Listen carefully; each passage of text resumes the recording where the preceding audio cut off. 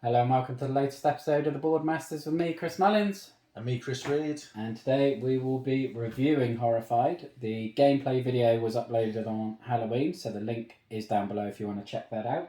And we had Stace with us for that, which gave it an interesting dynamic, I think. We haven't been able to play too many 3-player games, sadly. No, second one, I think.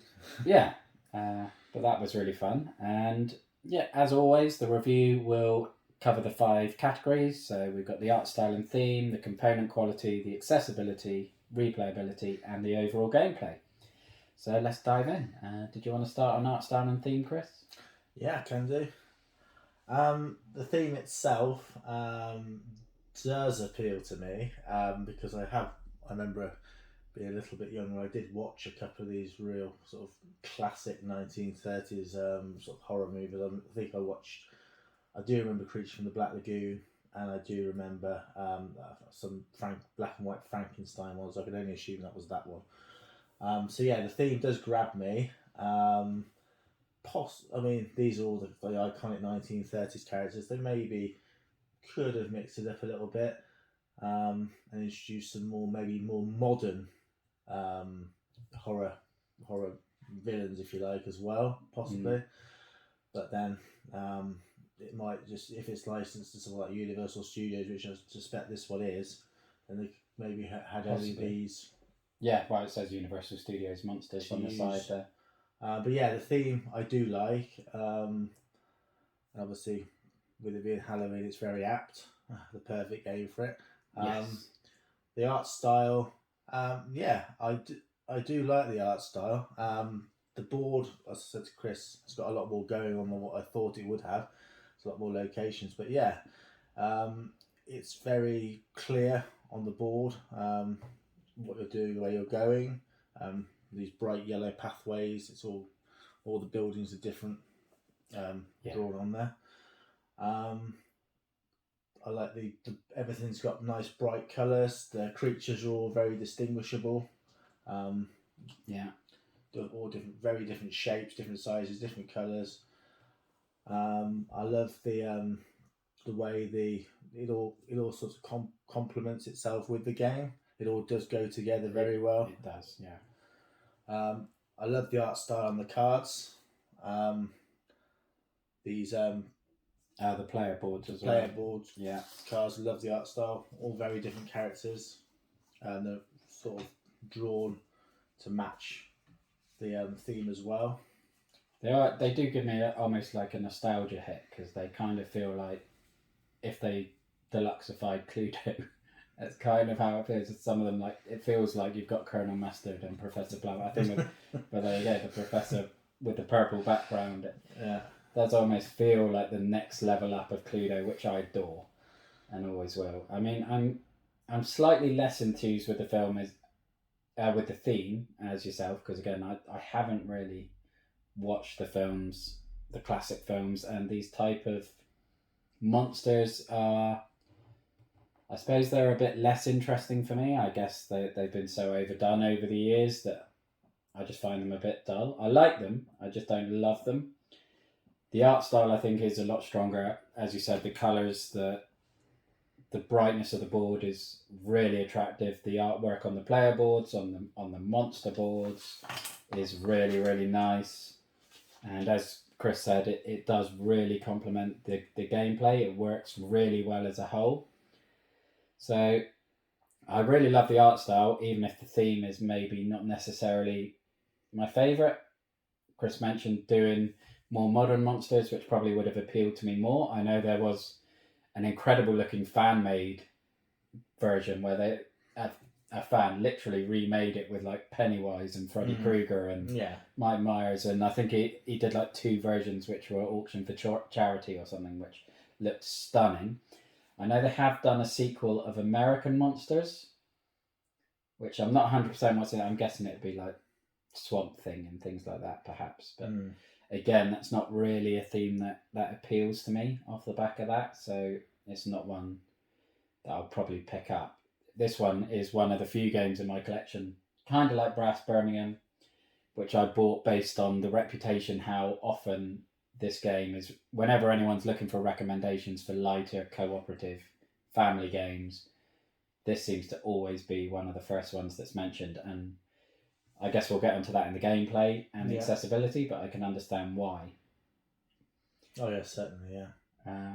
But going into components, I think they're good.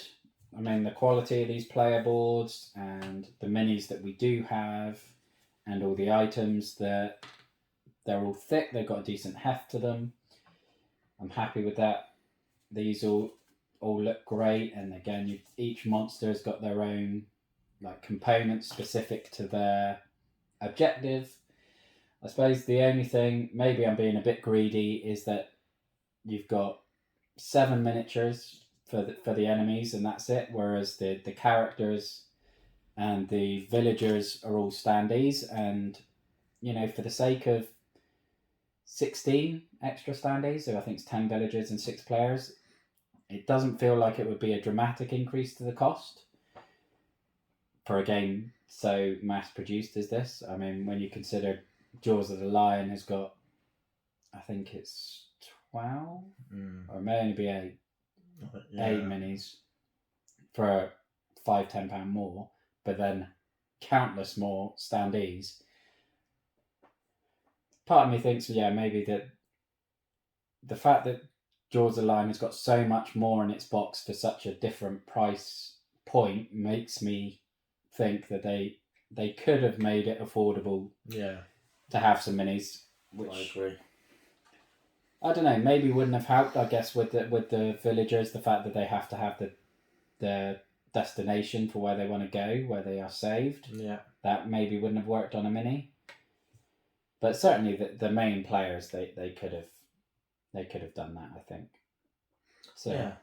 I still think for the price point it's still good. Oh yeah. But yeah, they could have made a few tweaks with the components just to enhance the game even more. Yeah, there's not really much else I can say about that.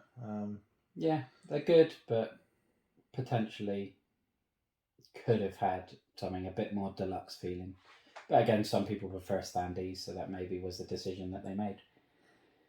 But on to accessibility.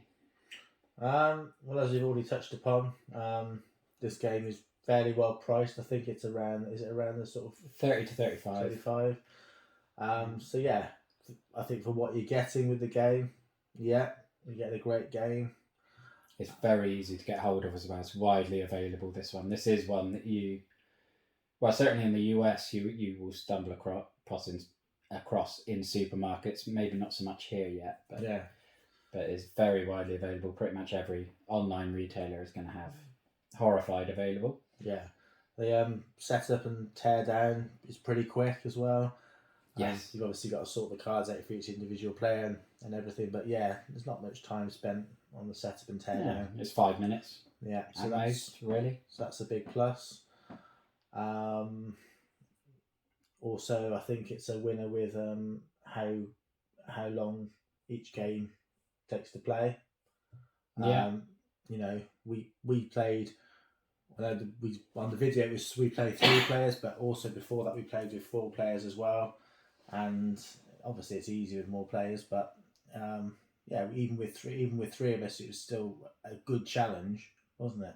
Well, we lost both games that were 3 players, so it's a decent challenge. 3 players against 3 monsters. Yeah, it very much came down to, well, certainly the first 3-player game was the last roll of dice. If the monster hadn't killed us on that dice roll, we would then have won, because we had the stuff ready to kill him.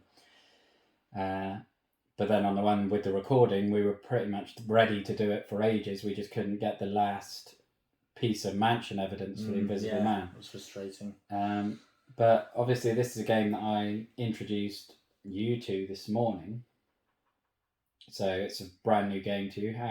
So you're perfectly positioned really to talk about how easy it is to learn. I think once you sort of get each monster and you sort of look at their mechanics and how you go about, essentially killing each monster, then you can sort of develop your strategy and your teammate strategy into getting that done as quickly as efficiently as possible, because there's various each individual monster is very different in how you kill it, which I really do like. It's not all just the same thing.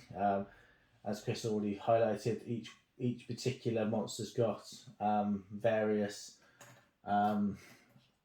components that would use, which is a big plus.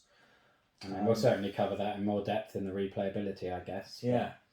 But, I mean, how quickly did you feel you were able to pick it up? I think probably on the second game, I was definitely well away. I mean, the first game I was sort of like learning it all, but particularly by the second game, I was starting to get into the swing of it. But I think it's the same as anything, isn't it? The more you play it, Yeah, and the co-op nature obviously helps because you can talk each other through it. Obviously, there's that risk of quarterbacking, I guess, that if you get someone who wants to be very bossy and tell everyone what they should do on all of their moves, then that's going to be a problem. But that's an issue for your player group, I guess, rather than something you can harm the game about.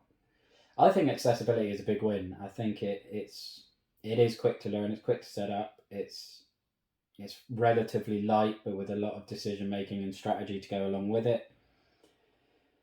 And it's relatively easy to get hold of. I think, it's a big win on accessibility. Yeah. And we've already touched on replayability, so we'll dive in on there. So there are 6 different monsters in the base set. You've got Dracula, the creature from the Black Lagoon, Wolfman, the Invisible Man, the Mummy, and Frankenstein and his bride. As Chris mentioned, they're all very, very different. So with Dracula, you've got to go around and destroy his coffins. With the creature of the Black Lagoon, you've got to pilot your boat into his lair. Yeah. The Mummy, you have to solve a scarab puzzle. The Frankenstein and the bride, you've got to keep them apart until you can teach them how to be human. I do kind of find it funny that you teach them how to be human and then they're still slaughtering you because they haven't happened to walk into each other yet. But yeah, that did make me laugh. The Wolfman, you have to make a cure for him, and then with the Invisible Man, you're getting the evidence together and then reporting him at the precinct and getting him arrested, I guess. So it plays very, very differently depending which monsters you're playing against. I do think some of the monsters have stronger perhaps dynamics than others. But some of these monsters I've had. The thing is, though, as Chris mentioned to me before, you get engaged maybe in more one particular monster more than the others. So for me, in the gameplay, I was very much involved with the Mummy and the Scarabs, and the Frankenstein and the Bride, and I wasn't really focusing on the Invisible Man. So because I didn't have that as much interaction with that particular monster, that might come across to me as being sort of like a weaker. Yeah, and I guess in the first game when we played Dracula and the creature from the Black Lagoon, it was our first. Well, certainly I'd played it before, but Chris, Alex, and Stace were playing it for the first time, so we were just doing the tutorial scenario, and it was 4 of us against 2 monsters. So, I don't think we got to 1 on the terror track. I think we got through pretty comfortably. So I guess in that situation, the mechanics probably aren't that engaging because it's so easy. But as we went to 3 players against 3 monsters, it got harder. Far harder, so you had to be more engaged. But yeah, there is that risk, I guess, depending how the game falls. You may have the certain items or colours to focus on one particular monster at a time, which means you don't then engage with the other one. And yeah, I happen to be the Pharaoh's or the Mummy's bride whilst being the hunted for the Wolfman, so I seem to be getting all the attention from the enemies, which maybe made it less interesting for the others in terms of their engagement with the enemies themselves, perhaps. Yeah. But I think there's so much difference between each game. One game you may not be engaged with it, but the next game you probably will. You're always gonna have that difference. The fact that you can play with 2, 3, or 4 monsters is going to change it dramatically because how much do the monsters complement each other? all Gives those that sort of things. variety as well, I think. Oh yeah, keeps everything fresh. There's a lot of combinations of enemies Yeah, to work with. and obviously you've got these player characters. Yeah. I think is there 10, is there all in all, or 8? I think there's 8 or 7. But yeah, here's some of them That here. 4, 5, 6, 7. They all have different special. Well, most of them have these special actions, which are all very different from each other, which I really like. Apart from the mare, she doesn't seem to have anything, but she does have She has an extra standard action, doesn't she? So although she doesn't have a special one, she's still different to the other ones. Yeah, and all different starting locations. So yeah, I like the variety within these characters as well. Yeah, I mean that adds so much replayability again, because again with 7 characters you can play 7 games without playing the same person twice. Yep. Who your other players are playing as, that's going to change it up differently because certain characters may complement each other better. So there is an awful lot of replayability to the game, and I think that's another big win. Yeah. Yeah, for me too. I think I didn't get bored in the 4 games we had of this. The only slight downside to me was on the 4-player game, the sort of like the time, the waiting for your move. But it wasn't so much of a problem. Alex certainly switched off, didn't he? Yeah. And that's why we dropped to 3 players after it. I mean, he's not feeling that well anyway, so his tolerance levels aren't particularly high. But yeah, he enjoyed doing his turns, but didn't want to wait for the rest of it. Yeah. But that's seeping over into gameplay, I guess. So we may as well jump across to that. So what are your opinions on that, Chris? Yeah, I really, really like the game itself.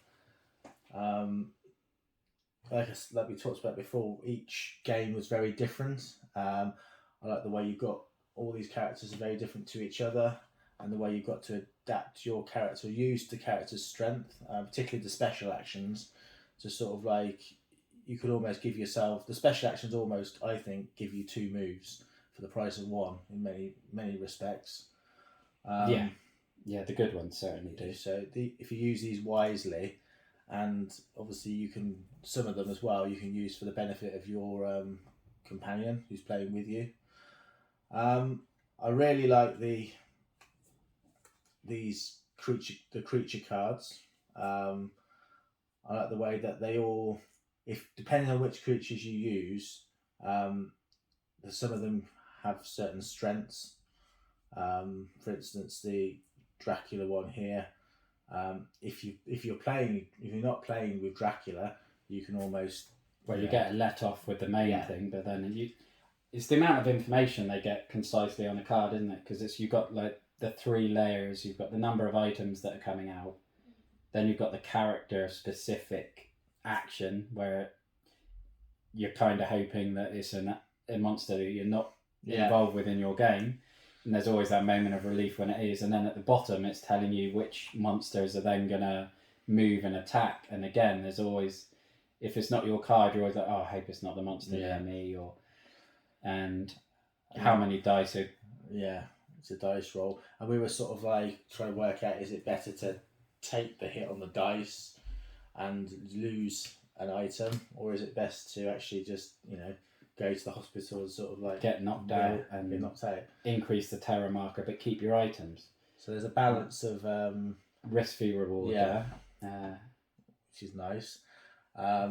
These perks, the perk cards. Everyone starts with a perk card. These are really good. They do feel like they make a difference. They do make it feel like rescuing these villagers is a genuinely worthwhile. You're not just doing it to stop the terror track going up. You're actually doing it because the reward is worth it, generally. Because I was, on the first game particularly, I was wondering, is there benefits to sort of like rescue these villagers, and is it really worth doing it? Or is it just worth just purely going for the monster? Yeah, I think, again, because the difficulty was so low on that one, it didn't really... But yeah, these do have a big impact on the game, as Chris said. So yeah, I do like the game. I really do. I love the gameplay. I think it is one of the biggest strengths of the game itself. I think the decision making, the level of strategy involved, the teamwork, the camaraderie as a co-op thing. You're constantly having to make decisions. You're constantly having to reevaluate those decisions. You're having to change your plans and what you're aiming for. And I love games that do that. If you follow the channel at all, you will know that. I thoroughly enjoy the whole gameplay aspect. Do I want to be a shield this turn because I've got loads of items and I can keep a monster occupied so we can get a villager away? Have I got the right thing to go after to the museum because I've got yellow items so I can do the Scarab puzzle? Or I mean, that is what it's essentially killed us on the gameplay video, in that we needed mansion evidence for the Invisible Man, and we had used all the mansion items either as items for the Scarab or for the Princess Frankenstein's bride in terms of their actual objectives, or we threw them away as defense items when we got attacked. So we then had to cycle through the whole bag to get them back in, and unfortunately we just couldn't get the mansion items back through quick enough. So we made some poor decisions early on in the game because we weren't really paying attention on the evidence thing. Maybe because it was the first time we played with the Invisible Man and we just weren't. Yeah, possibly. Yeah, I almost think you need, as with the 2 or 3 player, you almost need to devise a plan. I almost think it's worth like one player just focusing on maybe keeping villagers safe and getting the villagers back to where they need to be so they're saved, and another player or another 2 players just going for items and try to knock out these enemies. I don't know if that's a sort of... I think it almost always starts like that, and that's what I love about the game, in that it has to change, because if you're the guy with the items, sooner or later you've got no items left, and that's how we ended up then getting attacked and killed multiple times. And so then you've got to switch roles because somebody else has got items, and it's okay, you need to get in and protect us while we go and find some items so that we can actually take a few hits again whilst contributing to the mission. So your role is always changing. You're not just... Whereas in Jaws of the Lion, you were always the shield and I was cowering in the back doing spells. You can't be that sort of limited in this, because... I think it's the balance of like trying to stay alive essentially and not have this raised and knocking out the enemies, isn't it? It's a fantastic balancing act. You're always spinning plates. It's kind of how it. Okay, these plates are all good, but that one's starting to wobble, so I need to sort that one out. Oh no, there's 2 over there, so I need to change tack again. And it feels very dynamic. It's changing up all the time. And I love it for that. Yeah, I do really like it. Yeah, it's definitely growing. I mean, the more I'm playing it, I probably need to play it more, to be honest. But any excuse to play it again for me. Yeah, but I definitely can see, having played 3 or 4 games, and I can start to understand more the tactics. And I think maybe apart from, I think the last game we used a lot more with the shield, didn't we? But I don't know if we took real advantage of that the first. Possibly not. But then it backfired on us in the gameplay anyway, because Stace became the shield because she had 5 items, and then we rolled 2 lots of 3 hits, and she got killed. And I think with the creature from the Black Lagoon, he's the only player that can use these the waterways, yes, which is an added wrinkle, particularly towards the end when you need to confront him on a space to get rid of him, and he's going back and forth down the waterways. But yeah, they all have their little... I like his little boat mini game as well, where you're moving the boat through the river to get it to his lair. I think it's a fantastic game. I have a few niggles on it. And one thing I forgot to mention in the components thing is there needs to be a first player marker, because we regularly forgot whose turn it was after working our way through the monster card. Which was one negative that Stace did ask me to bring up, and then I forgot, so I'm getting it in now. But I think we're almost ready to give a score. Yeah, I think apart from that, I can't really, as we touched on the components, but yeah, the rest of the game I really did like. I really loved it. Yeah. So what's your score going to be then, Chris? I think for me it's going to be a 9. Again, it's a little bit on the components and the theme. In the theme, I don't love so much, but accessibility is a big win. Replayability is a big win. The gameplay is fantastic. I love the gameplay. I would recommend this to anyone. But yeah, if I could get my hand on that sort of fan-made charity one with Pennywise and Freddy Krueger and stuff, I'm certain that would be a 10 because I would be just so much more invested in the characters, and I would love to just have a little mini because I'm sad and I love minis. I love the toy aspect, the physical. Spoilt with Great Wall. Certainly, and Nemesis. But yeah, they're probably my only. I'd probably being a bit harsh with a 9, but that's where I'm going to stick. Yeah, I think it's a relatively easy game to learn, but a difficult game to master, particularly with two or three other players. You'll need a lot of communication in this game. Mm-hmm. But yeah, I'm going to give it a 9 as well. The only reason I'd probably not give it a 10 is, as Chris already touched upon, the components.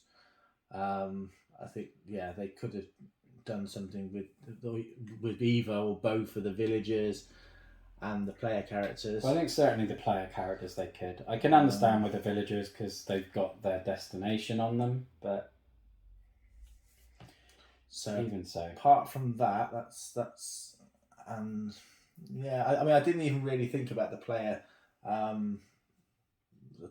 counter, so to speak, before Stacey mentioned it. That didn't really cross my mind about that.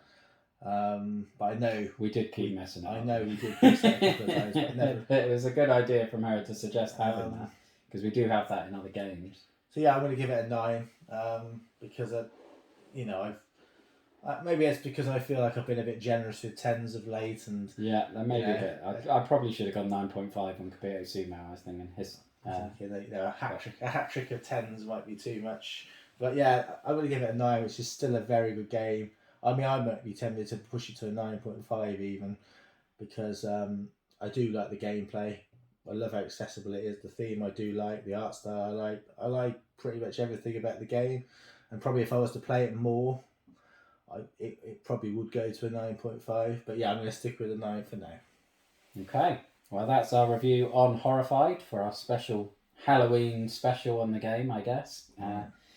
Perfect reason to get it to the table. But we will leave the video there. I think next will be Dice Splice will be the next new game that will feature on the channel. I think this will be going up between the Streets videos, so we'll see. But yeah, hopefully we'll see you then for that. So thank you for watching. Look after yourself, stay safe, and have a good one. Bye-bye now. Thank you.